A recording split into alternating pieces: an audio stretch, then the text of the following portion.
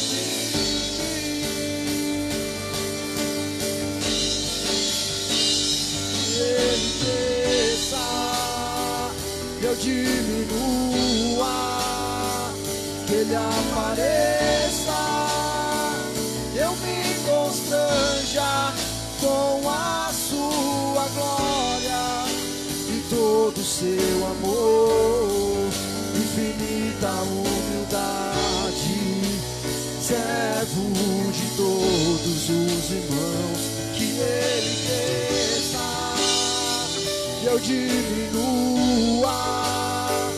que Ele apareça, eu me constranja com a sua glória e todo o seu amor, infinita humildade, servo de todos os irmãos, que ele cresça, eu diminua, que ele apareça, eu me constranja com a sua glória e todo o seu amor, infinita humildade, servo de todos os irmãos, que ele cresça, eu diminua, que ele apareça, eu me constranja com a sua glória e todo o seu amor, infinita humildade, servo de todos os irmãos, que ele cresça, eu diminua, que ele apareça, eu me constranja com a sua glória e todo o seu amor, infinita humildade, servo de todos os irmãos.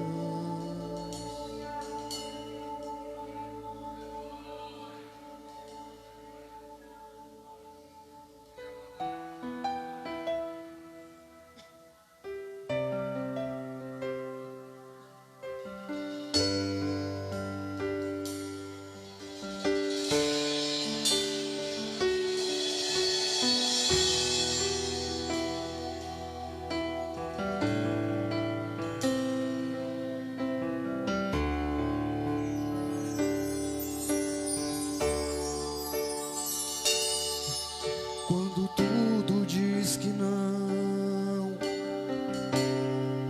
sua voz me encoraja a prosseguir.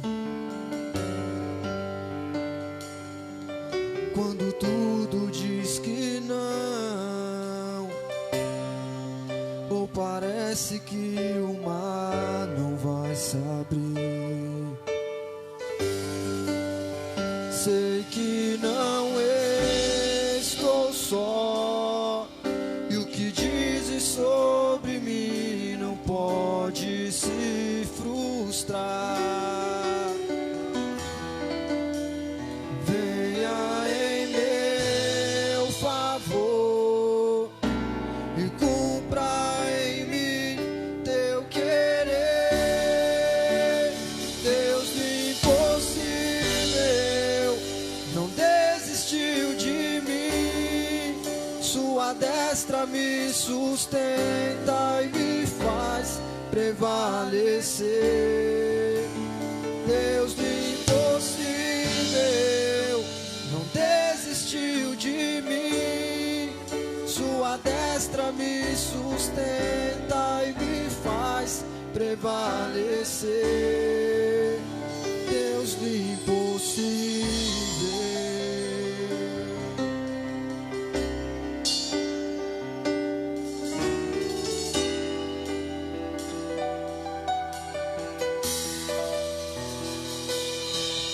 Quando tudo diz que não, sua voz me encoraja a prosseguir.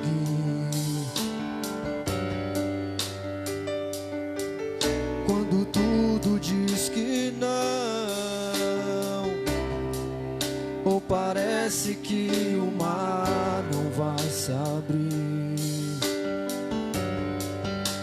sei que não estou só, e o que dizes sobre mim não pode se frustrar.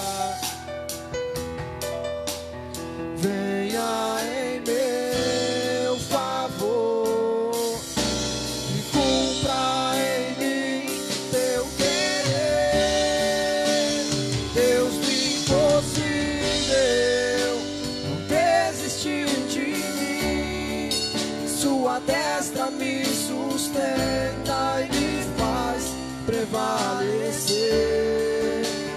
Deus do impossível não desistiu de mim. Sua destra me sustenta e me faz prevalecer. Deus do impossível não desistiu de mim. Sua destra me sustenta e me faz prevalecer. Deus do impossível não desistiu de mim. Sua destra me sustenta e me faz prevalecer. Deus do impossível,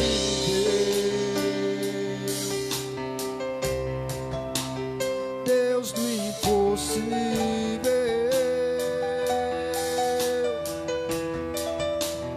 Deus do impossível,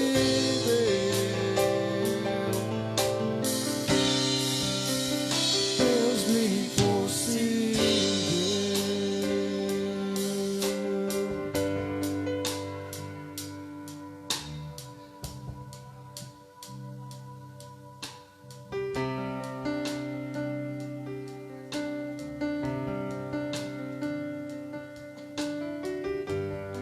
Som.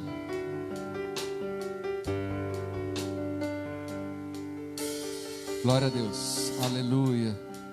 Dê a mão para o seu irmão que está ao teu lado. Amém? Glória a Deus.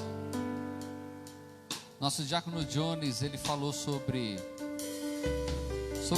um momento difícil que eu passei da minha vida, né? Não foi 1, 2 anos, foram quase 4 para 5 anos, uma situação bem complicada. E assim, é nas horas mais difíceis da sua vida que você vai conhecer quem são os seus verdadeiros amigos. E nas horas mais difíceis que eu tive na minha vida, o Johnny sempre esteve presente. O Johnny sempre esteve presente, dando um olhar e uma palavra de esperança, emprestando dinheiro para mim. Uma das mudanças que eu fiz, quem pagou foi o Jones.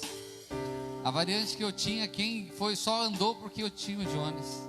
Então eu tenho o Jones não só como um irmão na fé, um primo, mas um irmão mesmo, um irmão. E é nessas horas que a gente reconhece o quanto é bom ter amigo junto conosco. E Deus permite, filhos, muitas vezes as grandes provações das nossas vidas, para que nós venhamos confiar somente no poder de Deus. Nessas horas de deserto, Deus não vai deixar você morar na rua, tranquilo. Mas tudo que você pretende fazer acaba dando errado. Porque nós temos que depender de Deus. A gente tem que saber que a gente depende de Deus. Nós precisamos de amigos, precisamos da família, mas aquele que pode nos socorrer no dia da angústia se chama Jesus Cristo. E Ele é fiel e justo para nos aconselhar, nos abençoar, nos dar o livramento. E ainda que nós estejamos numa situação difícil, ainda que estejamos como nossos irmãos da Síria, da Nigéria, muitos morrendo em nome de Jesus, sendo mortos em nome de Jesus. Ainda que o Brasil seja perseguido pela Irmandade Muçulmana, ainda que percamos tudo que nós tenhamos, ainda que percamos as nossas cabeças, ainda neste momento eu vou confiar, eu sei que o meu Redentor vive, a eternidade está às minhas portas.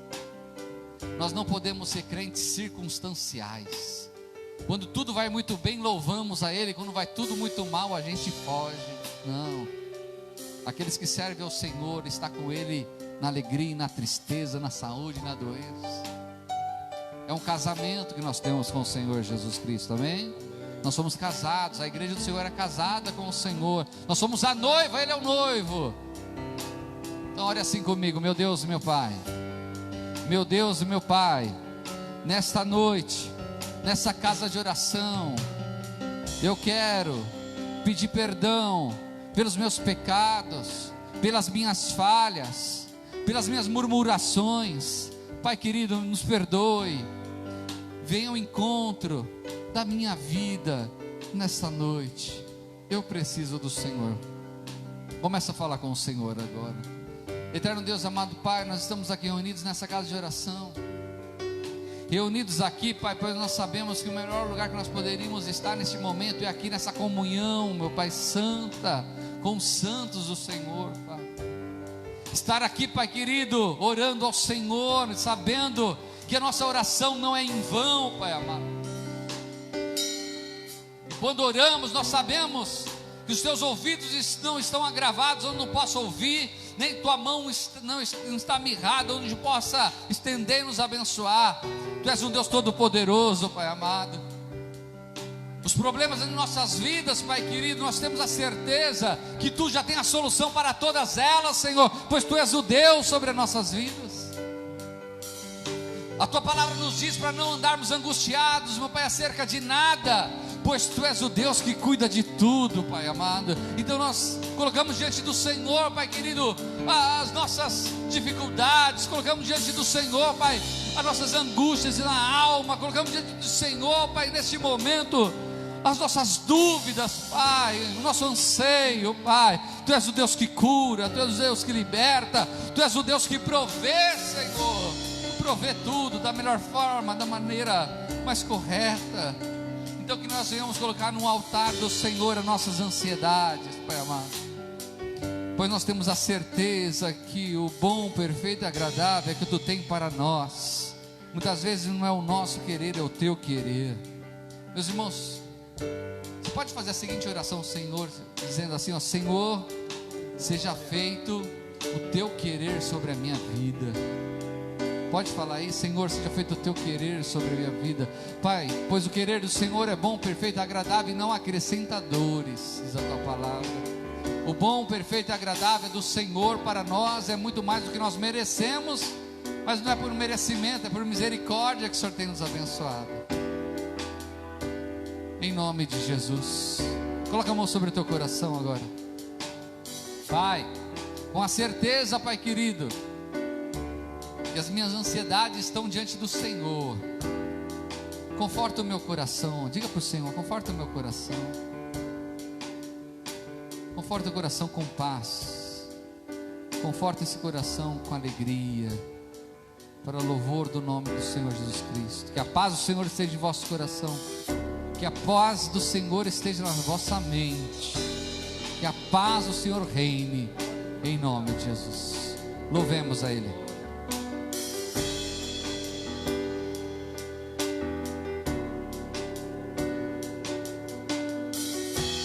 Porque dele, por ele, para ele são todas as coisas. Porque dele, por ele, para ele são todas as coisas. Porque dele, para ele são todas as coisas. Porque dele, por ele, para ele são todas as coisas.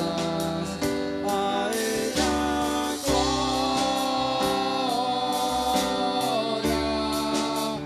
a ele a glória,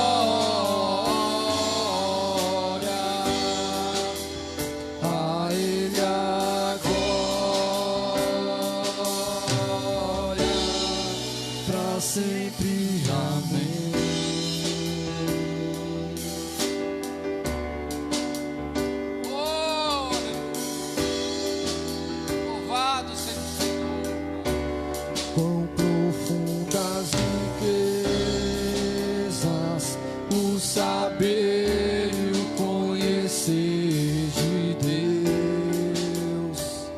insondáveis, Pai.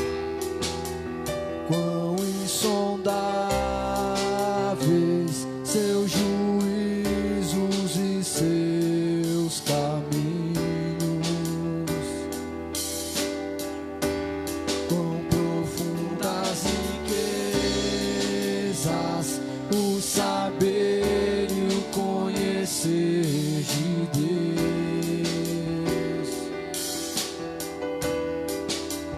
Quão insondáveis seus juízos e seus caminhos. A Ele toda honra, toda glória. Majestade, A Ele a glória, a Ele a glória, pra sempre.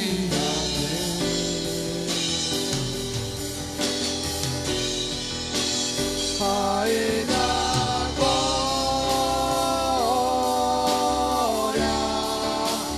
a Ele a glória, a Ele a glória, pra sempre. Amém.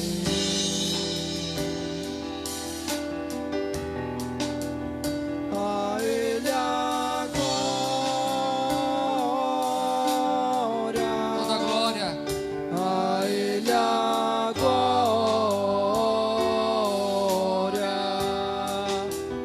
a Ele a glória, pra sempre. Amém. Dê toda a honra, toda a glória para o Senhor. A Ele a glória,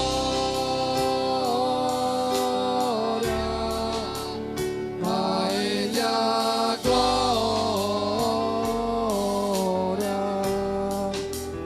a Ele a glória, pra sempre. Amém. Glória, vamos aplaudir bem forte ao Senhor Jesus. Amém. Glória a Deus. Louvado seja o nome do Senhor. Ainda que não tenhamos a sala das crianças hoje, vamos orar por elas, amém? Vamos orar pelos nossos pequenos. Eterno Deus, amado Pai, eu oro nesse instante pela vida das nossas crianças dessa casa de oração, pela vida dos nossos filhos, Senhor, a qual são a nossa herança, é o galardão do Senhor para conosco. Pai querido, eu peço que o Senhor venha nos dar sabedoria na educação, na exortação na hora certa, no carinho em todo momento, o amor, meu Pai, que devemos ter. Pai querido, que nossos pequenos aqui, eles sejam homens e mulheres valentes para o Teu reino. Que essa casa de oração não seja mais escândalo para eles, mas venham ser, meu Pai querido, um local de refrigério, Pai, um local de alegria, Pai, onde venham crescer na graça e conhecimento da Tua palavra. Abençoe a vida da nossa irmã Gisele, tem mais irmãos que estão à frente desse trabalho, dos adolescentes, os jovens dessa casa de oração. Eu te peço, agradeço em nome de Jesus. Amém. Amém? Vou convidar o nosso diácono Marcelo, será ministrando a doce palavra do Senhor. Amém? Glória a Deus. Tenda vossas mãos aqui à frente. Eterno Deus, amado Pai, eis aqui a vida do diácono Marcelo. Estará nesse momento ministrando a tua doce palavra. Não importa que ele diminua e o Senhor cresça. Não importa que o seu Santo Espírito traga à memória dele tudo aquilo que deva falar a cada um de nós. Que os corações e as mentes sejam cativos ao Senhor, Pai. Seus anjos estejam ao nosso redor, Pai. Que eu te peço, agradeço em nome de Jesus Cristo. Amém. Graça e paz, amados irmãos e irmãs. Amém. Meus irmãos, rapidamente, abram suas Bíblias em nome de Jesus. No Evangelho de Mateus, capítulo 13, dos versos 19 ao 23. Vai demorar um pouquinho para colocar o slide, porque a gente está sem internet e também não está conseguindo pegar do celular para colocar no computador. Então nosso irmão querido Diácono Décio está resolvendo isso lá. E eu sei perfeitamente que vai demorar um pouquinho para entrar o slide com o tema da ministração de hoje. Mais uma vez, meus irmãos, em nome de Jesus, abra sua Bíblia no Evangelho de Mateus. Evangelho de Mateus, capítulo 13, dos versos 19 ao 23. É a conclusão da parábola do semeador. E para ser bem breve, escolhi esses versos para que possamos ter mais tempo para falar sobre o que Deus quer falar conosco em nome de Jesus. Por último, mais uma vez, Evangelho de Mateus, capítulo 13, dos versos 19 ao 23, conforme a sua tradução, acompanhe comigo, em nome de Jesus. Ouvindo alguém a palavra do reino e não a entendendo, vem o maligno e arrebata o que foi semeado no seu coração. Este é o que foi semeado ao pé do caminho. Verso 20. Porém, o que foi semeado em pedregais é o que ouve a palavra e logo a recebe com alegria, mas não tem raiz em si mesmo. Antes é de pouca duração, e chegada a angústia e a perseguição por causa da palavra, logo se ofende. E o que foi semeado entre espinhos é o que ouve a palavra, mas os cuidados deste mundo e a sedução das riquezas sufocam a palavra e fica infrutífera. O verso 23 final. Mas o que foi semeado em boa terra é o que ouve e compreende a palavra e dá fruto, e um produz 100, outro 60 e outro 30. Peço para que os irmãos curvem vossas cabeças, brevemente oremos. Bondoso Pai, eis o momento de falar do teu evangelho, da tua palavra. Essa palavra que transformou a minha vida, transformou meu casamento, transformou a minha história e vem me transformando a todos os dias. Que essa palavra, Senhor, engrandeça o teu nome. E que na mesma proporção meu nome seja humilhado, derrubado, destruído. O que importa para mim é ter o prazer de ter o nome engrandecido pelos teus servos, pelos teus filhos e os meus irmãos na fé, por mim, Pai. E aqui me esvazio totalmente de mim, para apenas o teu nome ser glorificado e exaltado pelos teus filhos, os meus irmãos na fé. Use-me como bem queres, conforme a tua vontade, conforme o teu querer. Eu apenas aqui sou o cajado, sou apenas o instrumento para falar do teu evangelho. E eu peço permissão para falar, Pai, em nome de Jesus. Amém. Podeis assentar, meus irmãos, em nome de Jesus. Daqui a pouco será colocado o nome do tema, os irmãos confirmarão. O tema de hoje é Semeando a Palavra de Deus. Mateus, capítulo 13, dos versos 19, 23. Dos versos 19 ao 23 do capítulo 13. Vou ser bem breve, prometo aos irmãos. Quando assim alcançar o objetivo da mensagem, encerrarei, porque sei que foi cumprida a vontade de Deus. A parábola do semeador, foi o que acabamos de ler. Na verdade, lemos a conclusão dela, porque ela se inicia no verso 13. Falar da palavra do semeador, meus irmãos, é dizer o seguinte: você vai ter que aprender a palavra de Deus, você tem que compreender para dar frutos. Basicamente, a palavra do semeador significa: aqueles que compreenderão a palavra, aqueles que entenderão o evangelho, renderão frutos. Porque aquele que não entendeu o evangelho será infrutífero. A conclusão, eu vou ser bem objetivo quanto a isso. Muitos devem se perguntar: precisa realmente ler a palavra? Precisa realmente estudar o evangelho, estudar a palavra? É necessário? E eu creio que todos aqui que leram essa mensagem, essa passagem que acabamos de ler, que todos eles ouviram a palavra. No momento, aquele que foi semeado ao pé do caminho, o maligno veio e retirou a mensagem. Aquele também que foi semeado em pedregais, em razão da palavra que ele recebe com alegria, mas depois em razão da perseguição, em razão da angústia, ele acaba se ofendendo com a mensagem. E o que foi semeado entre espinhos, ele se tornou infrutífero em razão das cobiças desse mundo, da sedução das riquezas, dos cuidados desse mundo. Mas aquele que foi semeado em boa terra, foi o que o verso 23 que nós lemos, ele ouve a palavra, ele compreende a palavra e ele dá frutos. 100, 60, 30. Tenho por certo, meus irmãos, que se nós entendermos que é necessário aprender a palavra, é necessário compreender o evangelho, é necessário buscar o conhecimento, nós seremos fortalecidos em nossa fé. Nós teremos uma fé inabalável. Independentemente se você está angustiado, independentemente se você possui alguma situação que te traz o confronto e te traz talvez uma incerteza da sua fé. Mas eu tenho certeza que se você estiver alicerçado na palavra, no Evangelho, em Jesus Cristo, a tua fé, você vai superar qualquer situação. A palavra de Deus, ela tem, em qualquer momento de nossas vidas, ela tem uma mensagem. Então, se você passa por luto, você passa por dificuldade, você vai encontrar no Evangelho, você vai encontrar na palavra de Deus a resposta para aquilo que você tem perguntado, a resposta para as suas dúvidas. Então eu tenho certo que o crente tem que ler a palavra não somente para encontrar as respostas, mas também para aprender sobre Deus. Por incrível que pareça, tem muito crente que não gosta de ler a palavra. Eu tenho como certo que tem muito crente, não posso dizer e apontar o dedo porque não estamos aqui para julgar, mas serve como reflexão para nós. Que às vezes o momento de poder aprender sobre a palavra é somente no domingo, é somente nas terças. Mas tem a segunda, tem a quarta, tem a quinta, tem a sexta, tem o sábado, tem os outros 5 dias da semana que o cristão deixa de ler a palavra, deixa de conhecer a mensagem de Deus, deixa de ter uma comunhão com Deus para fortalecer sua fé. Eu vou dar um exemplo no final que vai chocar vocês. Para a gente perceber o quanto nós temos de oportunidade e não valorizamos. Eu tenho como certo que Satanás usa o Brasil, essa libertinagem, essa forma do brasileiro viver de qualquer jeito. Não há perseguição, temos um país onde tem belas praias. Eu estava pesquisando a Rússia. É um país que deveria ter belas praias, mas o mar deles é congelado. Os lagos deles são congelados. Se tiver alguém na praia, é sentado na areia, mas não dentro da água, porque poderiam morrer de hipotermia. Então, voltando.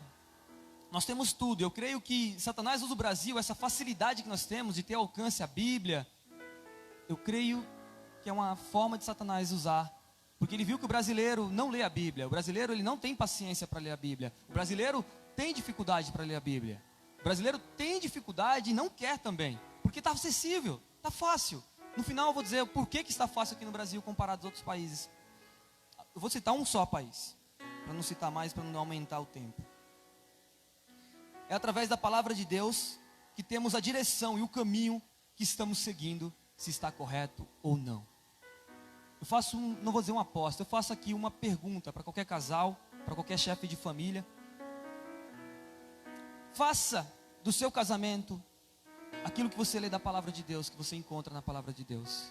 Na palavra de Deus você não vai encontrar que você tem que adulterar a sua esposa. Na palavra de Deus você não vai encontrar que você tem que maltratá-la. Você vai ter que honrá-la. Isso para o homem. Para a mulher, vai ter que tratar o seu marido como servo do Senhor, como homem, o cabeça. Para que o casamento cresça, para que tenha ali de fato a presença de Jesus Cristo no casamento. Tem que haver esse amor e esse respeito no casal. E eu coloco essa pergunta: se você colocar de fato Jesus Cristo e começar de fato a ler a Bíblia e aplicar o que ela descreve, o seu relacionamento, o seu casamento, pelo menos por você, tem tudo para dar certo. Você está fazendo a sua parte. Se a mulher faz, o homem não faz. Se o homem faz e a mulher não faz, o que está fazendo está cumprindo o propósito de Deus. O crente que não está lendo a Bíblia, o crente que não busca conhecimento, que não busca essa comunhão com Deus através do que ele deixou escrito, ele corre sérios riscos de ter tirado a palavra que foi semeada no seu coração pelo maligno. Foi o que nós vemos no verso 19. Porque mesmo ele lendo a palavra, porque ele não compreende a palavra, vem o maligno e arrebata aquilo que foi semeado no seu coração. O intuito de ouvir a palavra é compreendê-la para poder crescer na fé. Eu vou citar aqui o que o apóstolo Paulo fez à igreja de Corinto. E não se constranjam, meus irmãos, com o que eu vou falar agora. Não quero comparar a igreja de Corinto conosco, mas apenas como reflexão. O apóstolo Paulo ficou na igreja de Corinto, auxiliando a igreja por 1 ano e 6 meses. Isso vocês vão encontrar no capítulo 3, no capítulo 3 de 1 Coríntios, vocês vão ver o que eu vou falar agora. E ele 1 ano e 6 meses acompanhou a igreja de Corinto. Nesses anos e 6 meses, ele viu muitas coisas falhas deles. Buscou instruí-lo. Mas chegado 1 ano e 6 meses, Paulo foi para o seu caminho, foi para a igreja de Éfeso, foi visitar as outras igrejas. e deixou aqueles irmãos ainda como crianças. No capítulo 3 de 1 Coríntios, vocês vão ver que ele descreve os irmãos de Corinto como crianças na fé. Porque eles estavam naquele período com comportamentos infantis que representavam crianças ainda na fé. Apesar de adultos, sendo crianças na fé, pelo comportamento. Eles estavam formando grupinhos naquela época, achando que Paulo, uns eram de Paulo, uns falavam que era de Paulo, outros de Apolo. Era como se aqui na igreja fosse pastor Toninho, uns do pastor Toninho, outro do pastor André. E não respeitavam mais ninguém, era apenas os dois que eles estavam formando um grupinho. Isso até serve como adendo para nós, meus irmãos, de que todos que sobem a este púlpito, desde a palavra inicial até a palavra dízimos e ofertas, existe sim um temor. Existe uma separação para Deus, para a leitura da palavra, que qualquer um que vem aqui ao púlpito faz. Talvez passando mais tempo lendo a Bíblia do que o tempo de oração somada de toda semana dos irmãos. Então, se existe um temor de um homem para subir esse púlpito para ministrar, é porque Deus quer falar com a igreja. Não somente Paulo, não somente o Apolo, não somente o pastor André, não somente o pastor Toninho. Aqui tem o diácono Décio, tem o diácono Maurício. Todos que sobem aqui, daí tem que ter o comportamento e a seriedade de que aqui está sendo ministrada a palavra de Deus. E de que aqui houve um homem que respeitou a palavra de Deus em aprendizado, em estudo, para poder transmitir o que Deus quer. Senão iremos incorrer no mesmo erro da igreja de Corinto, que estavam dando favoráveis apenas a Paulo e a Apolo, e se dividindo, e uns eram de Apolo e outros de Paulo, e ficavam naqueles grupinhos e a panelinha. E por isso que Paulo muito bem falou: vocês são umas crianças na fé, vocês são muito infantis na fé, vocês são os meninos na fé. Quando vocês amadurecerem, eu volto aí. Quando vocês amadurecerem, quando vocês de fato se tornarem homens na fé, eu volto aí. E ele continuou mandando as cartas. E assim Paulo continuou seu acompanhamento com a igreja de Corinto.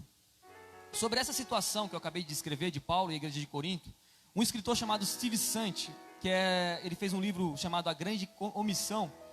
Ele traz uma situação que eu quero usar como contexto para explicar o que Paulo fez com a igreja de Corinto.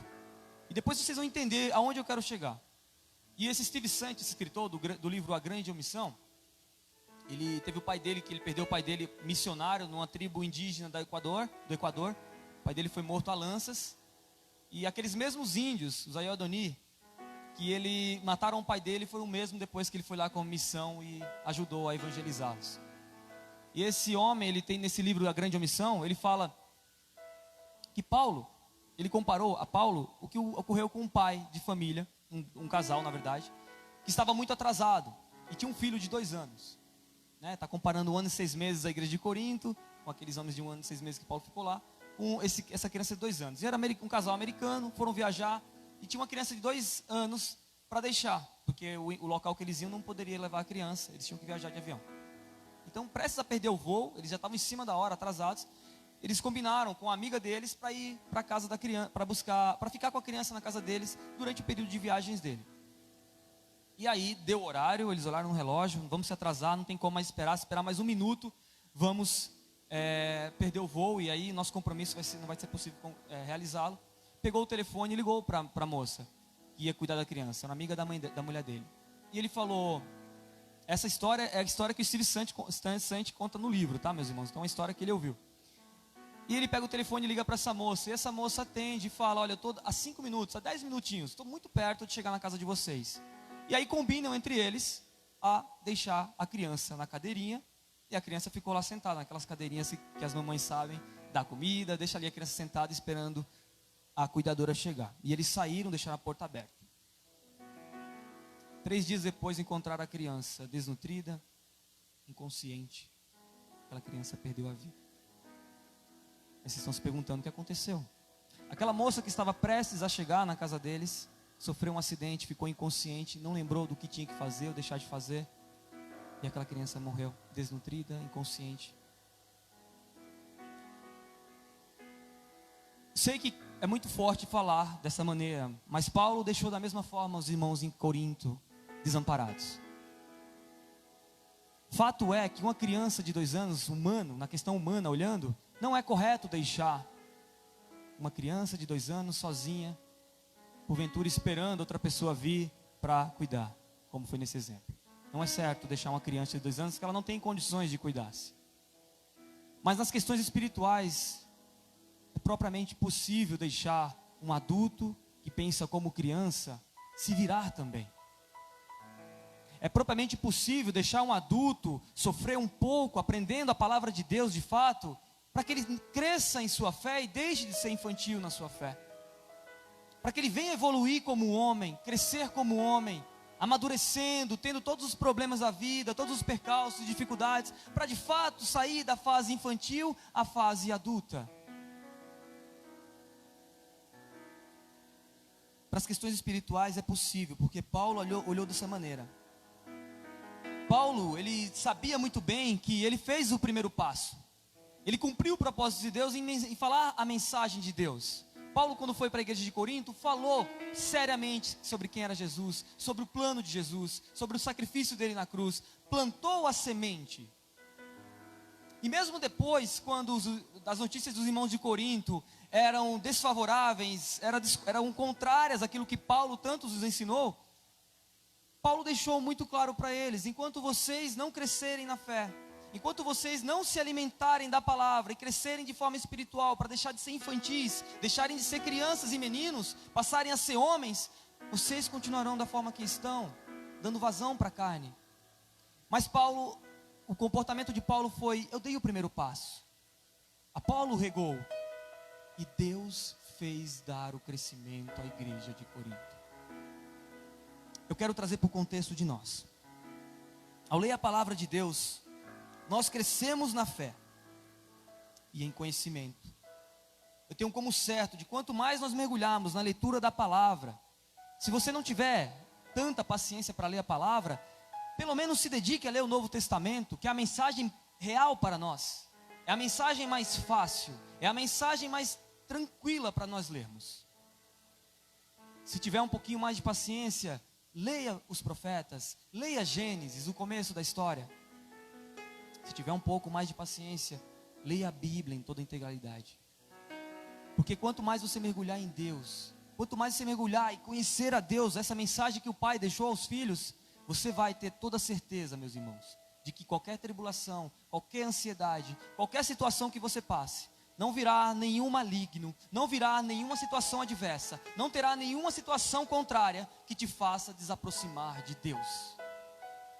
Quando nós encontramos no evangelismo homens, mulheres, pessoas que nós vemos que tiveram uma carreira com Deus durante sua adolescência, durante sua fase adulta, até inclusive nosso irmão Ítalo conversou bastante com um membro da Assembleia, se eu não me engano, esqueci o nome dele, mas um irmão que estava sem ir para a igreja devido a uma situação que aconteceu, dele ali com o pastor, de um conselho que o pastor deu, ele não ouviu, ele acabou ele casando com uma mulher que não era o correto, o pastor não tinha orado e dito para ele que não era correta a mulher para ele casar, mesmo assim ele casou, e aí a vida dele começou. Mas se a gente observar que este homem, se ele tivesse de fato plantado a semente da compreensão da palavra de Deus, não haveria nada que o afastasse de Deus. O casamento, o divórcio, as dificuldades, a perseguição, nada irá me impedir de andar com Deus. Pastores, obreiros, membros de igrejas, isso tem o poder de abalar a tua fé para deixar de andar com Deus? O que falta a nós é conhecimento e compreensão da palavra, para poder continuar firme com Deus. Ver que qualquer um que se levante contra você pode ser obra de Satanás para te desanimar, porque Satanás, ele também tem inteligência. Ele sabe o jeito de você falar, o jeito de você pensar também. Pelas suas atitudes ele sabe a sua forma de pensar, ele sabe os seus vícios, ele sabe muito bem onde você pode chegar. E se ele sabe que você será a luz em meio às trevas, no Glicério, em meio às trevas na Cracolândia, em meio às trevas no Peri, na Brasilândia, em qualquer lugar, ele sabe que você pode ser a luz na vida dessas muitas pessoas, e ele vai fazer de tudo para te desanimar, ele vai fazer de tudo para te impedir, porque ele sabe que você vai ser a luz em muitos e muitos homens, em muitos e muitas mulheres, para uma nação, para um povo. Por isso que ele sempre vai tentar te desanimar a caminhar com Cristo, a ler a palavra, a buscar Deus. Já concluo, meus irmãos, dizendo, eu assisti um documentário da instituição Portas Abertas, até aconselho os irmãos a se inscrever no canal. Portas Abertas é conhecido por denunciar todos os abusos contra os cristãos.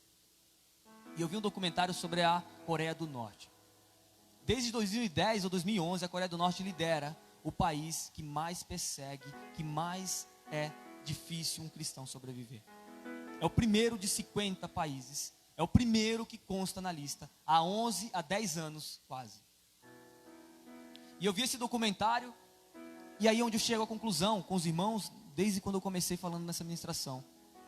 Nós aqui temos a oportunidade de evangelizar, aqui nós temos a oportunidade de falar abertamente sobre Deus, aqui nós temos a oportunidade de abrir as escrituras na rua, de abrir as escrituras dentro da igreja. Agora eu vou contar um pouco de como que é na Coreia do Norte. Lá quem é pego com apenas um escrito, não a Bíblia, tá? Apenas essa folha aqui, como eu já fiz aqui. Está descrito aqui, Mateus 13, 19 ao 23. Parábola do semeador, a introdução, semeando a palavra de Deus. Eu serei preso se eu encontrar apenas manuscrito. Versos bíblicos, da mesma forma. Preso. E sujeito a viver, e é assim que eles fazem. Eu, a Liana, minha esposa e o Isaac, né? Mora na Coreia do Norte, somos coreanos do norte. Coreanos, norte-coreanos. Eles nos pegam, ele pega o chefe da família, separa mãe, filho e pai, para ver se a dor do filho e da mulher obriga o homem a mudar o caminho. Eu estou falando só apenas o adendo do pior que está para falar para vocês. Se eles vai deixar na prisão, se eles vão trabalhar, se você tiver um vigor, talvez eu não seria, mas se você tiver um vigor, você vai ser utilizado nos campos de concentração que lá existe, para trabalhar de forma escrava, sem ter o que comer. A Coreia do Norte é um país conhecido pelos habitantes que não são cristãos e não têm o que comer. Se os habitantes que demonstram sua fé, adorando o seu imperador, aquele coreano lá, aqueles olhinhos puxados, fortinho, gordinho, se todo mundo tem que adorar ele, já passa fome, os que adoram a ele passam fome, imagina se sobra comida para quem é cristão nos campos de concentração. Então, acharam um manuscrito na minha casa, prendem a mim, prendem a minha esposa, ou colocam o homem nos campos de concentração, a mulher fica em local separado do marido, já separa do filho também. Vai que um dos três, pelo menos, declara o amor ao imperador, e pelo menos é menos um nessa religião cristã. É mais ou menos assim que eles pensam. Ler a Bíblia. Se for pego com a Bíblia, morto. Sem muita... morto. E aí nesse documentário, o rapaz, que não se identifica, obviamente, ele fala que uma vez, ele estava na casa dele, lendo a Bíblia. Na verdade o vizinho dele, estava, né, soube, contado por ele, que ele estava lendo a Bíblia, e bateram muito forte na porta. Ele estava tão compenetrado na leitura da palavra, que ele não percebeu baterem na porta. Quando já viu a porta sendo arrombada, e aí foi o tempo dele esconder a Bíblia em um determinado lugar, e se apresentar para os soldados, e foi denunciado que tinha uma Bíblia na casa dele, que ele era cristão, então ele se apresentou. E aí, os policiais revistaram, olharam aqui e acolá, e encontraram a Bíblia. Ele apavorado. Porém, quem encontrou a Bíblia, é um fato real, nesse documentário está presente. Quem encontrou a Bíblia era um servo do Senhor que trabalhava para o Estado. Aquele homem iria perder a vida. Aquele homem pegou a Bíblia dele, guardou em suas vestes, na sua roupa, porque não poderia dar para ele, porque poderiam revistá-lo novamente, e falou: eu fico muito feliz por você ser cristão. Ali, no canto, enquanto os outros procuravam, eu fico muito feliz por saber que você é cristão. Mais um que é cristão. Eu sei de uma coisa, meu irmão, a fé deste homem, que estava prestes a ser morto, porque descobriram a Bíblia dentro da casa dele, deve ter sido extraordinária, como se fosse nós conquistando aquilo maior que nós almejamos. Mas para aquele homem foi ser poupado a sua vida, pelo milagre de Deus ser apresentado um servo do Senhor junto aos soldados. O homem apenas estava lendo a Bíblia dentro da sua casa. Isso para eles é crime ao ponto de tirá-los da vida. E na Coreia do Norte é tão sério que eles não podem, entre eles como vizinhos, falar que são cristãos, porque ninguém sabe quem é cristão. Então o vizinho do lado é cristão, ele não sabe, porque se ele demonstrar para o vizinho e ele não for, ele vai morrer. Então quando esse soldado descobriu que ele era cristão, ele teve uma felicidade gigantesca, porque ele descobriu que naquela circunvizinhança, naquele local a qual ele era designado a trabalhar, existia um cristão. Mas existem vários cristãos, muitos cristãos, mas que infelizmente não têm a mesma liberdade que nós, e que dariam a vida e a oportunidade de poder ler as Escrituras como nós temos aqui no Brasil. Eu estou trazendo esse exemplo para que a gente possa entender o quanto é preciosa a oportunidade que Deus nos dá. Todos os dias você se levanta, você tem a oportunidade de ter a Bíblia do seu lado. Se não der tempo, em razão do horário que você acorda para ir para o trabalho, então dentro do ônibus, ou em algum momento, leia uma parte da Bíblia, porque uma parte da Bíblia é escrito pelos coreanos, norte-coreanos, de uma maneira a qual eles guardam dobrado de várias formas, para ninguém descobrir, porque aquela passagem é tudo para eles, aquela parte que eles memorizaram é tudo para eles. Tamanha é a dificuldade desses homens e mulheres. E assim finalizo. Jesus, meus irmãos, irá buscar cada um de nós. Ele tem esse plano, é uma promessa dele. Ele vai voltar e ele vai encontrar muitos que leram a palavra, não muitos que não leram a palavra, e para a honra e glória do nome dele, todos irão para a eternidade. O que eu mais tenho buscado e evitado é que se Deus me der essa oportunidade de viver com ele eternamente, que é o que eu almejo, mas é tudo pelo dom dele, não pelo mérito meu. Eu não quero chegar aos céus, na eternidade, me arrependendo de porque não li mais a Bíblia e porque não falei dela para as outras pessoas.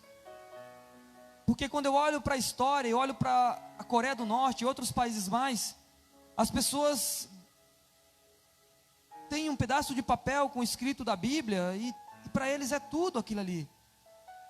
E é algo para nós cristãos aqui no Brasil se envergonhar, porque a gente tem a Bíblia ao nosso acesso, podemos andar com ela embaixo dos braços, podemos louvar, adorar a Deus em evangelismos, na rua, podemos fazer tudo, mas não valorizamos. Se colocar uma Bíblia, ou dar de graça a Bíblia no centro da cidade, é capaz de você ter que implorar para as pessoas aceitarem, porque as pessoas falam, não quero isso, não é para mim isso. E a gente tem que sempre lembrar que os irmãos sul-coreanos, norte-coreanos, passam por dificuldades que, se fossem nós, talvez muitos de nós não estaríamos mais como cristãos. É a triste realidade. Se você não tiver mais assim a oportunidade de ler a Bíblia, meus irmãos, pode ser que venha um momento de perseguição aqui no Brasil, um momento de dificuldade. E aí nós teremos que fazer igual como os coreanos, norte-coreanos, de apenas gravar alguns versos, algumas passagens. E a minha pergunta é: será que o que você consegue gravar hoje, o que você tem na sua mente, você consegue não somente evangelizar seus familiares, mas você consegue evangelizar sua esposa, seu marido, seus filhos? Com o que você sabe, sem a palavra de Deus na sua mão, você consegue fazer isso? Se a sua resposta for não, é sinal de que você tem que voltar a ler de fato as Escrituras. E se você puder ouvir o que eu vou falar agora para finalizar, ouça, mas não vicie no que eu vou falar, porque é os princípios basilares, é o que você pelo menos tem que saber, para poder falar mesmo sem a Bíblia. Mas não ache que isso aqui basta. Você tem que começar a estudar de fato mesmo as Escrituras, para aprender os detalhes, não somente do final dos tempos, mas também sobre Deus. Deus se agrada daqueles que lêem a Bíblia, que se capacitam. Para finalizar, os princípios basilares de sua fé é crer que existe um Deus único e que Ele veio em carne na figura de Jesus Cristo, a qual foi sacrificado pelos pecados do mundo, inclusive os seus, os meus. Pecados esses que, se eu me arrepender e for batizado, conseguirei perdão. E quando ele voltar, que é a promessa que ele fez, viverei eternamente com ele na presença de Deus. Creia em Jesus, se arrependa dos seus pecados e creia que ele está voltando, que ele vai te buscar.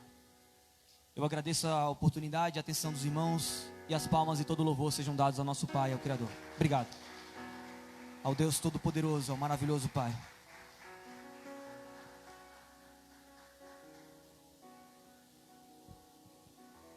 Glória a Deus. Amém? Vamos colocar em pé, queridos. Tem algum pedido de oração? Tem aí, Desce? Os pontinhos. Os pontinhos. Meus queridos, vamos estar orando. Não sei se essa notícia é atual ou é passada, mas enfim. Lá na Índia, está tendo uma perseguição terrível sobre os cristãos. E já por esses dias, mais de 20 igrejas foram queimadas.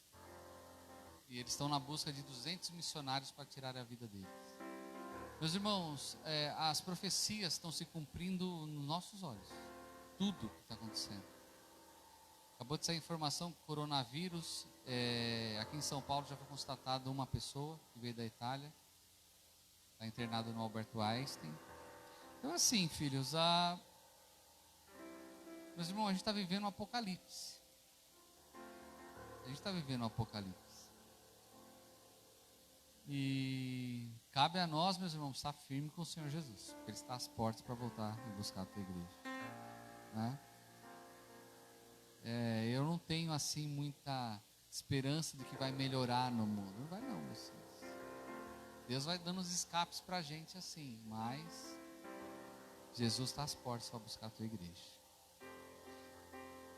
Eterno Deus, amado Pai, nós oramos, Senhor, por esses amados irmãos que estão na Índia, nossos irmãos na fé, e pedimos perdão ao Senhor, Pai, pois estamos aqui num país laico e temos total liberdade de professar a nossa fé sem nenhum tipo de perseguição e ainda murmuramos, Pai. Então nós pedimos perdão ao Senhor, Pai, perdão a Ti, Pai querido, porque ao ver os nossos irmãos sofrendo, padecendo, Senhor, nós podemos orar, interceder, mas se for a nós neste local, será que nós negaríamos o Senhor, Pai? Será se nós estivermos perdendo nossa família, nós negaríamos a Ti, Pai? Então, fortaleça a nossa fé em Ti, Pai amado, fortaleça a nossa fé, sabendo que a nossa esperança e a nossa riqueza não está aqui nessa terra, Pai amado, e o nosso tesouro é celestial, é aí no céu, Pai amado. A nossa esperança é a eternidade, a comunhão dos santos por todo sempre, Pai amado. Então, que os nossos corações estejam cativos ao Senhor, que a nossa mente, o nosso ser seja cada vez mais, Pai querido, entregue a Ti, e que nós venhamos estar preparados para os dias maus, Senhor, sabendo que o choro pode durar uma noite, mas a alegria sempre vai vir pelo amanhecer. E essa alegria pelo amanhecer, eu creio, a sua plenitude se dará na tua vinda, quando vier nos buscar, Pai amado. Sejamos preparados, com o coração pronto, Senhor, a abençoar vidas. Que o amor de Deus Pai, a graça do nosso Senhor e Salvador Jesus Cristo, a rica e eterna comunhão e consolação do Santo Espírito de Deus seja sobre minha vida e tua vida, meu irmão, não somente hoje, mas para todo sempre. Digamos assim, seja bem alto, bem forte. Que Deus abençoe a todos. Cumprimentar os amados irmãos. Deus abençoe nossos irmãos do Facebook. Muito obrigado. Compartilhe essa mensagem no seu feed de notícia. Que Deus abençoe a todos.